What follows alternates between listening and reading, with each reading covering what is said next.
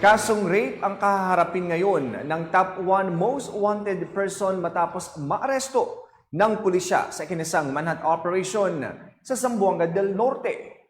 Pacho Woman Luis Mariconde sa balita. Arestado ang isang lalaki sa isinagawang operasyon ng Zamboanga City Police Station 9, katuwang ang 904th MCRMFB, C2, ACC at PAF sa Barangay de Reconalia sa bayan ng Siocon, Zamboanga del Norte, nito lamang ika-26 ng Abril taong kasalukuyan.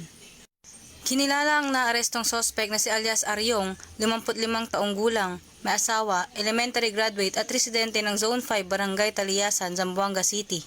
Mahaharap ang sospek sa kasong paglabag sa Article 266A1 ng RPC at bisa ng Warrant of Arrest sa ilalim ng RA 8353 at ng RA 11648 na may criminal case number na 53961 at 53962 na inisyo at pinirmahan ni Honorable Ivy Ferolino Damayo Elvina, Presiding Judge, Family Court Branch 7, 9th Judicial Region, Zamboanga City, na walang inirekomendang piyansa. Nasa kustudiya na ng Zamboanga City Police Station 9 ang suspect para sa maayos na dokumentasyon at tamang disposisyon.